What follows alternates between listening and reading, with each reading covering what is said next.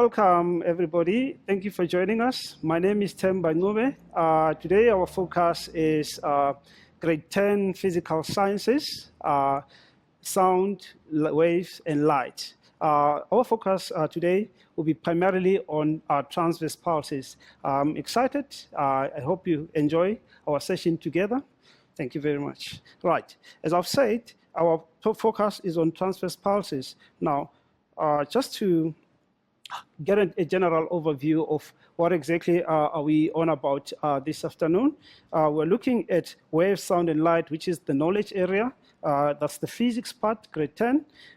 It is divided into a number of subtopics. The first one being transverse pulses, which is our key focus for the day, right?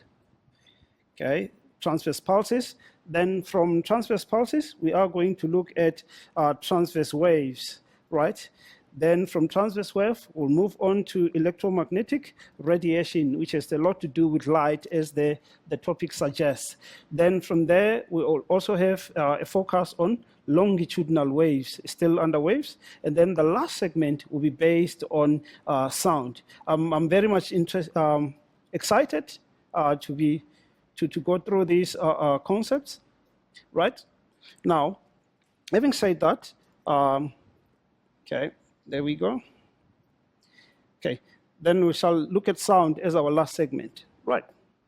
Now, just to get us started, we shall quite a bit have a discussion based on the key terms that are going to be used quite often in the concepts that we shall deal with in this section. Surely, some of the meanings they carry a different meanings from the everyday language to the science. There could be quite a number of misconceptions as a result of that. Take, for example, the word medium. Medium, if you think of a stove, maybe in the kitchen, you'd understand that if you put it on medium, it's not hot, no cool, just in the middle. But in this case, it has a different context altogether. Pulse is another term that is often used in everyday life. Take, for example, if you take the pulse, it has to do with the heartbeat. But here, our focus is on waves and pulses. Then transverse, crest, trough. When you think of a trough, if in farming, the container which we use to feed our pigs, for example, we call it a trough. However, it carries a different meaning altogether in this case. We talk about amplitude and pulse length. What we're going to do, I'm very much excited. I think we already have some ideas about the terms. However, I'll just give you a couple of minutes, let's say 2 minutes, just to kind of figure out exactly what each one of those means as far as pulses are concerned. Okay, off we go. 2 minutes for that.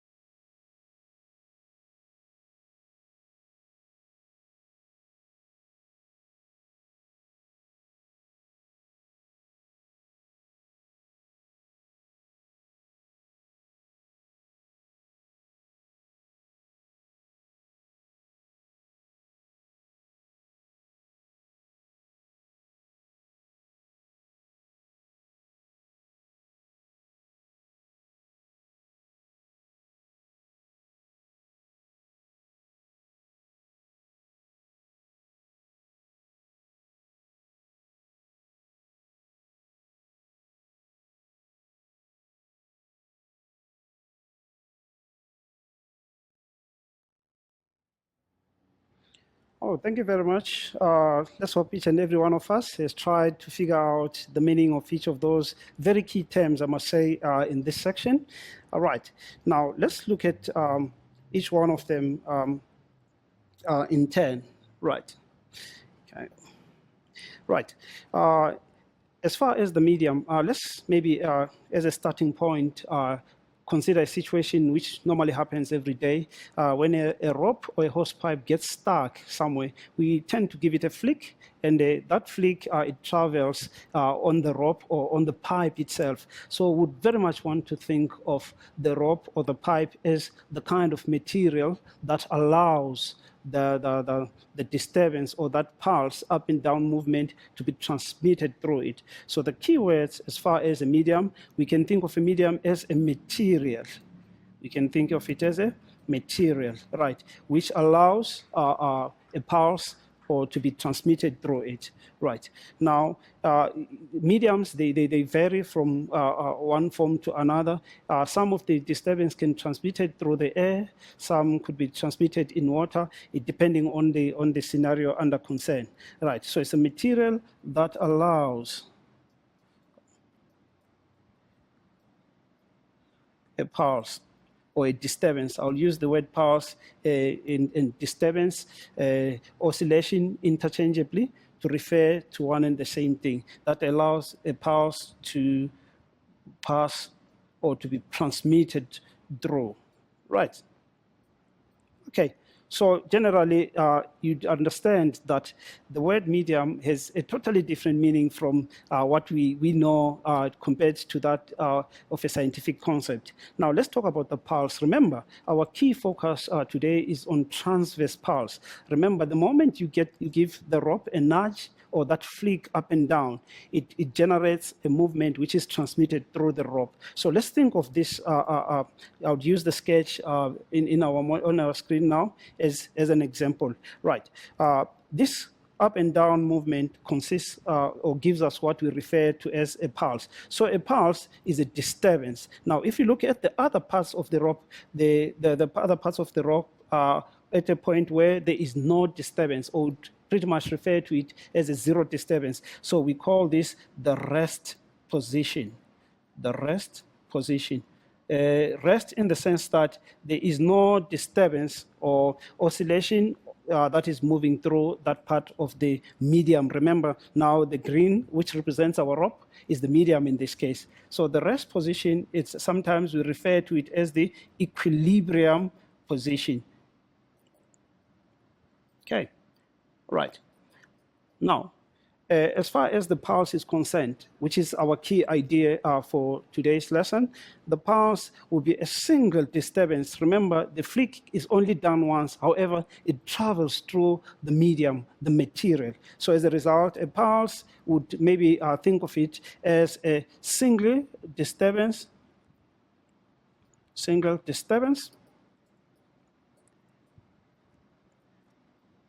that moves through a medium. Okay, that moves through a medium.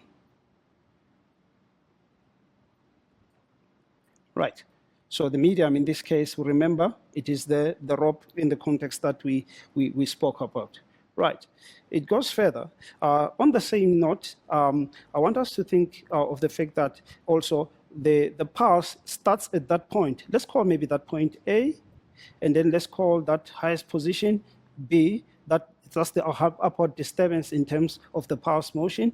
And then let's call that C, let's call that D, let's call that E.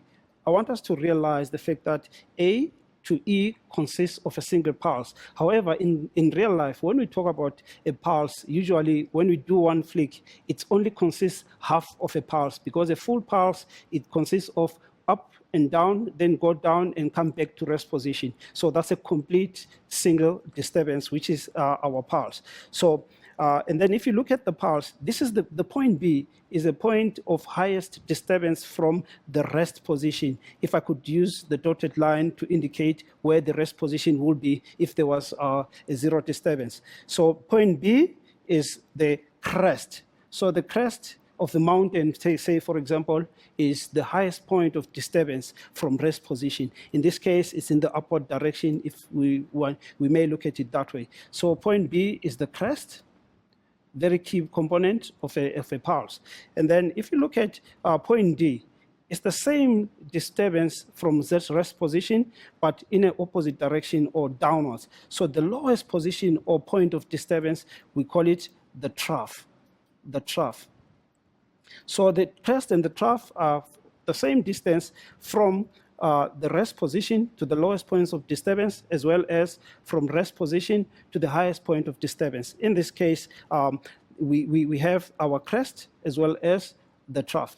Very important. Now, if you think of it, this distance, sometimes if the flick is done in such a way that it has a greater disturbance, it affects what we call our amplitude. Right. So in this case, our amplitude is this distance from rest position to crest, or from rest position to trough. Very key to remember that. In other words, from the rest position to point B, it will be the same distance as the distance from rest position to our trough. So the amplitude is the maximum displacement or disturbance maximum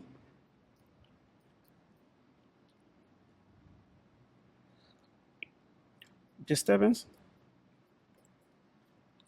Right, maximum disturbance. Remember, the disturbance is the one that creates a pulse. Maximum disturbance from rest position, to the crest or to the trough. So the amplitude obviously will be measured in meters, because we're talking about distance in one dimension. So our amplitude in this case is from rest position to B, which is the same distance as well from the rest position to D. Remember, D is the trough and B is our crest. Right. Okay, guys, I think our discussion is in terms of the key concepts or the components of a pulse that is created in a medium does make sense to us. The last key concept or key component of a pulse that I would want us to discuss is the pulse length. Now, back to our sketch. Point A is the beginning of our pulse. It ends at E. Remember, this is a single complete disturbance that has occurred in a medium due to the flick. Remember, so the medium being the rope. Now, if you consider distance A, E, it is what we'll refer to as the pulse length. Now, come to think of it, if we do a single up and down flick motion, it only creates or generates a half of the pulse. So under normal circumstances, we would see AC in real life. However, if we do a complete, which consists of up and down, then going down to the trough, back to rest position, it will generate or propagate a pulse of a single disturbance that has happened in that medium. So AE is the pulse length, which has to do with the distance or length of a single pulse. Okay. So pulse length is the distance or length of a single pulse. Right. Right. Obviously, the units, if you want to think of it, they are in meters, because it's a simple distance in a straight line from A to E.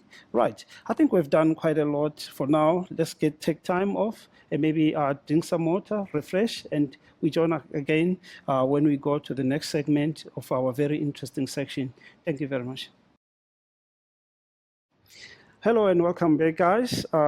Let's look at the next concept, which has to do with transverse pulses. I think our previous discussion, we looked at the key concepts or components that make up a single pulse that's propagated or produced in a medium. Right. If you come to think of it, the transverse pulse has to do with two very key aspects. Number one, it has to do with the disturbance itself, right? The disturbance, very key, as well as you'd have realized, when you flick the rope, there is the motion of the disturbance, right? Now, think of it, in which direction does the pulse move? along the medium in our example that we did with the rope in our earlier discussion, and also think of the particles of the rope in terms of the disturbance. In which direction of the medium do they move? So in this case, we're talking about the disturbance and also the movement of the pulse itself. Movement of pulse. All right. Okay. So now, the two big questions that we need to maybe unpack now is the direction of the pulse movement. Remember, the pulse itself, that's half a pulse anyway, remember very well. So that's half pulse the length, the direction in which it moves, okay, as well as the direction of the particles. Right. I want us to go to a PhET simulation, which will maybe create a better understanding of exactly what happens as far as the disturbance and the pulse in terms of its motion. Right. Okay, now what we have right in front of us is a PhET simulation. It's a resource that can be used. We can play around it to try and figure out quite a lot of concepts as far as particles of a pulse are concerned in terms of movement and of the particles, as well as the direction of motion of the pulse itself. Right. So think of the beads in this case as our particles, right? And the disturbance which is going to be transmitted through the medium, right?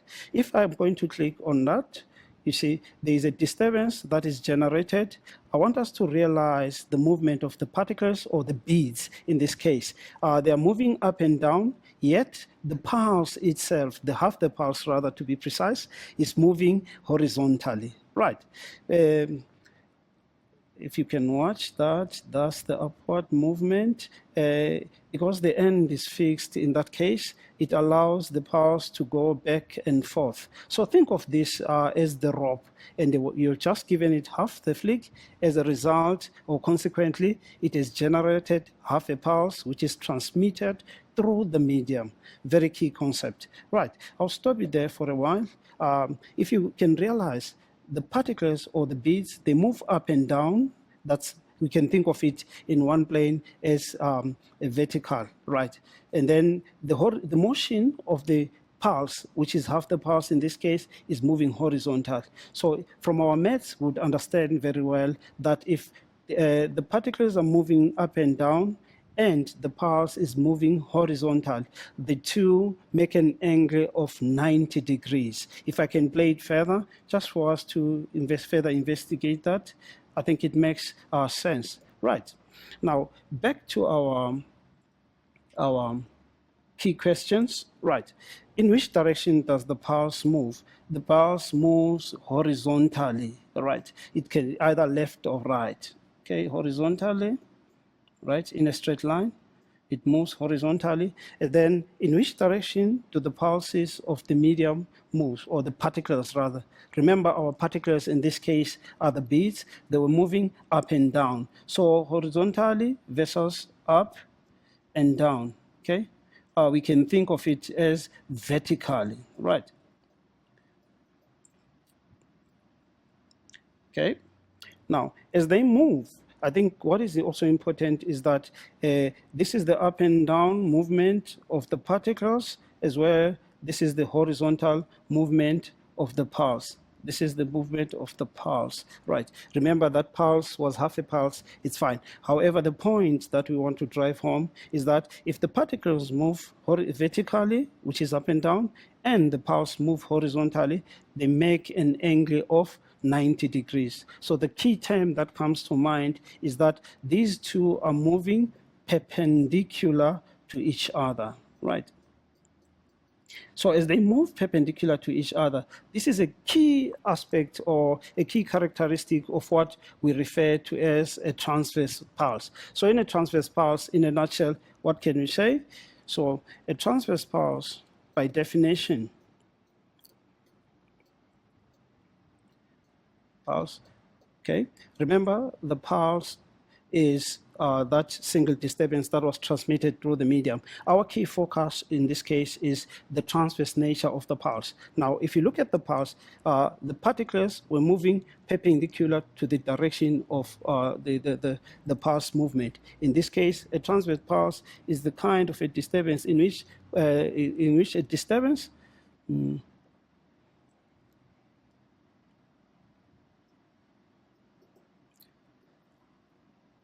so it's a disturbance that occurs in a medium, in which particles move perpendicular to the direction of motion of the pulse. Okay, in other words, the disturbance, which is up and down, is perpendicular to the direction of motion of the pulse. Okay, so the key word in this case geometrically is perpendicular. Remember, perpendicular suggests that they are moving at an angle of 90 degrees relative to each other. Of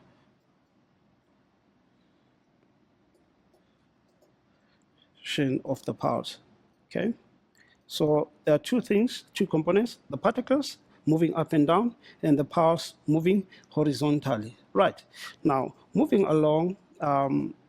With that understanding, remember, as we talk about pulses, we need to bear in mind that these pulses may be generated.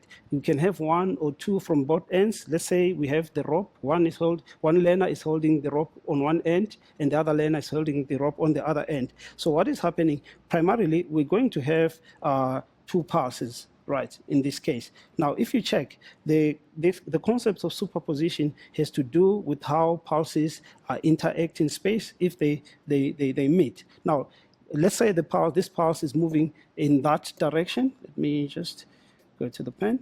This one is moving in that direction. This one is moving in that direction. Now, you'd realize the key components, again, that's our crest. Let's say this crest is X, and then that crest is Y. Now, they are moving towards each other. Now, as far as superposition is concerned, it has to do with exactly what happens when two pulses meet in the same space at the same time. Right.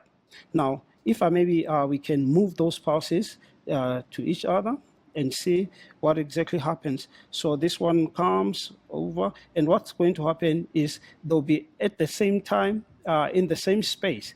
Now, what's going to happen? They will be on top of each other like that. However, what will be very important is that the resultant disturbance, each one of them has their own amplitude. In this case, let's say the first one had an amplitude, let's say, of A, okay? If I may take that back, okay? This one had an amplitude of A, right? Remember, amplitude, again, from our prior discussion, amplitude has to do with the distance from rest position,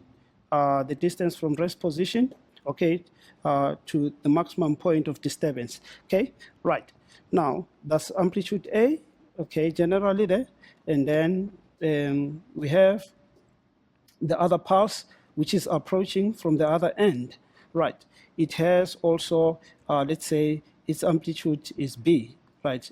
So these two are going to meet at some point because they are moving towards each other in opposite direction. Now, okay, let's say, for argument's sake, they now meet each other. I'm going to move that one towards the other one. So when they meet, superposition takes place. However, something is going to happen as far as the amplitude or the resulting disturbance from rest position is concerned. So instead of having the very same magnitude or size of disturbance, would have an even greater disturbance. If I could use green there, okay, right, okay.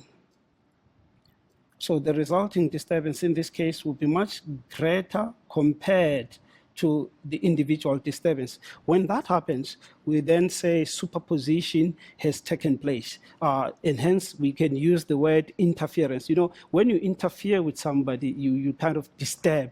In this case, one of these two, they are met in the same space at the same time. So the resulting disturbance between which occurs as a result of the two pulses is concerned, it's let's say A plus B in this case. Now we had a crest meeting a crest.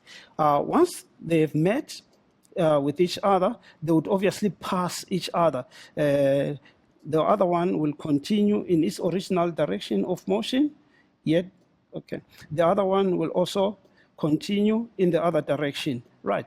So as a result, we say superposition have taken place. In this case, these two pulses have met, a crest has met another crest, okay? We call that constructive interference. We call it constructive interference. Now, in other words, we're thinking of these 2 points as in phase, or in other words, they are the same, rather, they are from the rest position to the highest point of disturbance. When they meet, there's constructive interference. Now, another possibility is that we may have the two pulses meeting in different directions or in opposite direction. Take, for example, in this case, we've got a crest meeting a trough. Remember, in our earlier discussion, we also described what it means when we refer to a part of a pulse as a crest or as a trough. So when they meet, in this case, we would have one approaching the other as they move towards each other. Then we'll have this kind of a situation. Now they will superpose on each other, if I can put that somewhere there. Okay, right. So the resulting disturbance, remember, is the sum of the two disturbances. In this case, we are talking, when we talk about the disturbance or the size of the disturbance, we're talking about the amplitude. So the resulting disturbance, when they meet at that time, it will exactly, they will cancel out each other in this case, provided that they are of equal amplitudes in opposite direction. But the moment that happens, then superposition has taken place. But what do we call this kind of superposition? We call it destructive interference. We call it destructive interference or superposition. So once they meet, they pass each other at that stage, okay? And when they pass each other, they continue in their original direction of motion at their same speeds. Right. Now, that's as far as constructive and destructive interference are concerned. Right. So two key things here. We've got 2 points meeting in phase, a crest meeting a crest, or it could be a trough meeting a trough. We would have then constructive interference. On the contrary, when we have a crest and a trough meeting, then we have destructive interference. That was, I think, the key idea that we need to take home in terms of explaining what superposition is. However, also, what is key is that the resulting disturbance when the two pulses meet is the sum of the two. Remember the A plus B. Okay, the A plus B. So those are the key ideas as far as superposition is concerned. For now, we'll take a short break, and maybe when we come back, we shall look at the brief activities to check our understanding on this very interesting concept. Thank you. Hello and welcome back, guys. Hope everyone is well refreshed now, and we're ready to do the remainder of our segments. I want us now to look at the questions that are based on the concepts that we have discussed. We've got 2 questions, one long questions, and the last one, which is brief and direct. Now, let's look at the questions on the screen now. Now, the first one says, a pulse. It's very important to go through the question and understand every aspect of it. Right. It says a pulse. We already know what a pulse is. Okay, a single disturbance, blah blah blah. That moves through a medium. It has an amplitude of 10 centimeters. Is moving to the right. That's the direction of the first pulse, and another pulse of amplitude 15 centimeters in the same rope is moving to the left. Now, these two, if they're going to meet each other, they're moving towards each other, or in other words, in opposite directions. Now, we have a clear understanding that they will meet at some point. Right. Now, if I can draw your attention to the first few questions that I'll give you 3 minutes to go through. The first one says, state the principle of superposition. The emphasis is on the principle, right? So you'll obviously write it in words. Right. Then the second question says, draw separate diagrams to show the pulses as they approach each other. Remember, for the purpose of superposition, we're going to use half the pulses to demonstrate what exactly happens as far as interference is concerned. Now, the first diagram will show the two pulses on the same medium approaching each other, right?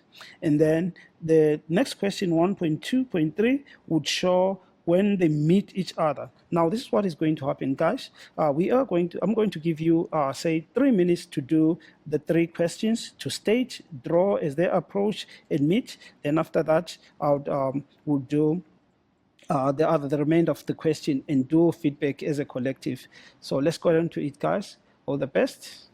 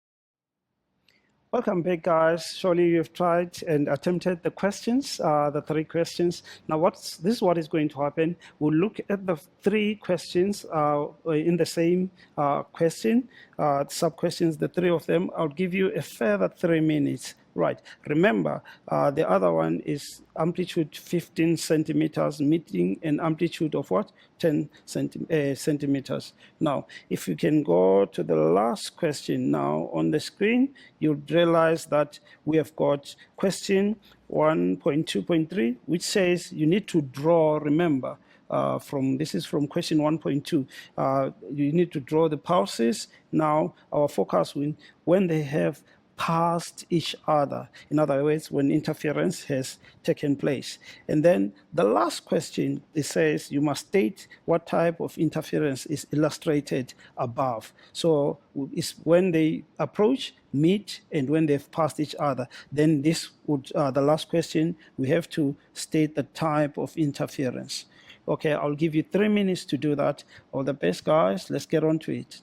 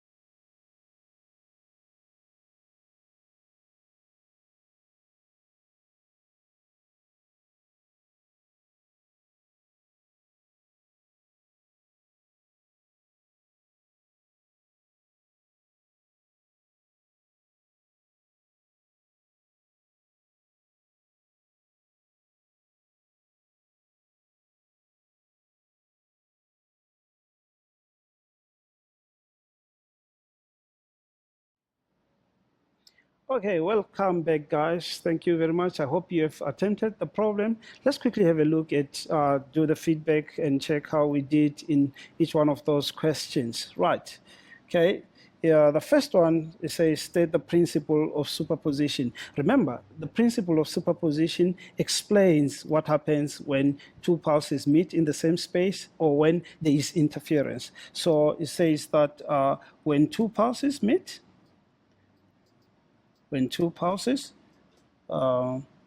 meet in the same space, remember, the resulting disturbance, okay? The resulting disturbance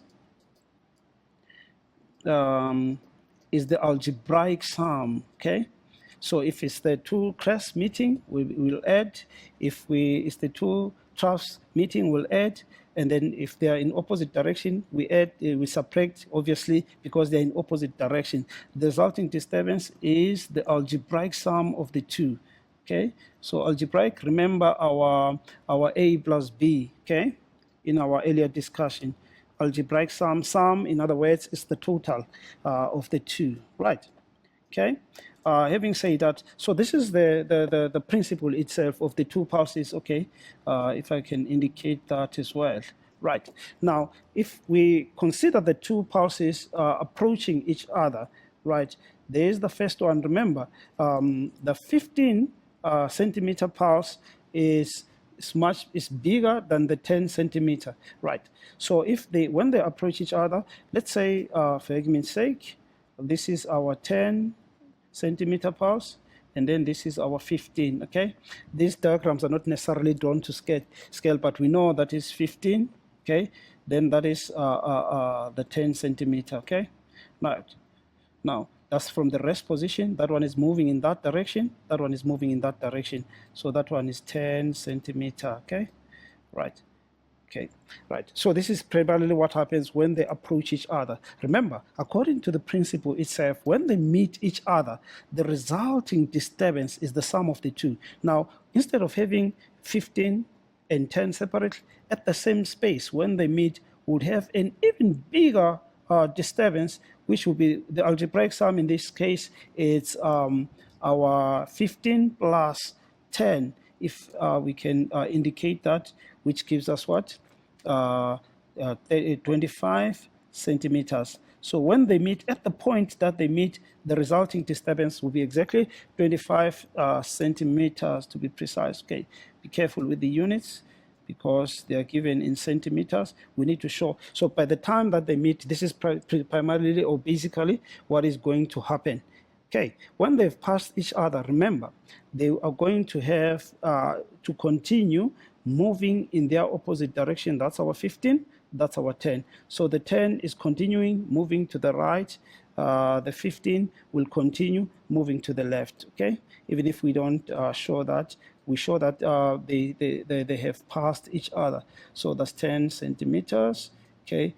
That's 15 centimeters. So this is what has happened. Now, I want us to realize the fact that if you can go back to when they were approaching each other, we indicated that in this case, we have got a crest meeting another crest, a resulting greater disturbance occurred. So in terms of classification, there are two types of interferences when superposition takes place. Because these two, we have two crests meeting, then we have got what we call constructive interference, right? It's called constructive interference, okay? So these two have met in phase. These are some of the terms that we are going to use quite a lot in our follow-up session. When we say in phase, it means it's a crest and a crest, or alternatively a trough and a trough.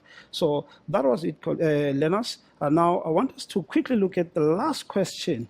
I want us to look at the last question, which is based on the speed of a pulse. Remember, a pulse is generated from in a medium, and it moves a particular distance, right? In a medium, right? Okay. If I can draw your attention to the screen, you'd realize that it says it takes 0.5 seconds. 0.5 seconds is the time to produce a pulse which moves a distance of 500 millimeters. Now calculate the speed, how fast the pulse is moving. Now our units of speed that we shall use are meters per second. I'll give you a minute to do that. Remember, speed, meters per second. We're given the time. We're also given the distance. Now the units are meters, which would be the distance, as well as time in seconds per second. Let's get on to that. 1 minute for that, Lenas.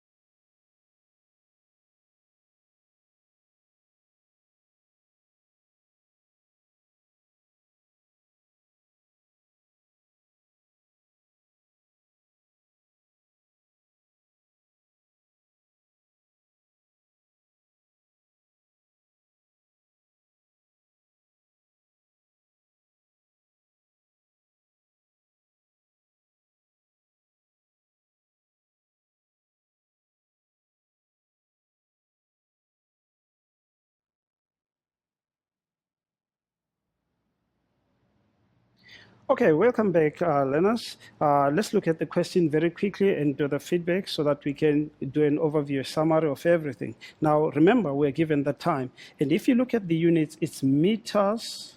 The units are in meters, meters per second. In other words, what we are saying, remember from your maths in grade 9, when you talk of speed, in this case, when we talk of speed, we shall use symbol V, right? And speed is measured in meters per second, okay? With that in mind, then we say V is equals to distance moved by pulse divided by the time that it took the pulse to move that particular distance. So our distance in this case is in millimeters, and we know that in a meter, there are 1,000 millimeters. Because it's 500, then we know that the distance, if we divide that by 1,000, we'll get a half a meter. Half a meter, it's 0.5 divided by 0.5. Okay, these are meters and these are seconds. Remember, our answer must be in meters per second. So you divide that, you get 1 meter per second. Now, that is the speed of the pulse. In other words, in every second, the pulse moves a distance of 1 meter. Right. Okay, guys, now after all has been said and done, what is it that we need to take home at this point in time? We looked at the transverse pulses, right? The transverse pulse, okay? Remember, the key things about the transverse pulse is that the disturbance is up and down, say, for example, and the direction of motion of the pulse is what? Horizontal. In this case, they are perpendicular to each other. We also looked at superposition in terms of the principle, which explains what happens when interference takes place, okay? So it's superposition explaining interference, right? Two pulses, when they meet, interference, when they meet in the same space at the same time. And also we looked at wave speed, okay? How fast a wave, or a pulse speed rather, because the pulse, okay? The pulse speed, okay? Those are the key things that we discussed today, and the key components of a transverse pulse. Now, hope you had a very interesting session today. I did enjoy it. Let's hope we meet each other again in our next session. For now, thanks and goodbye.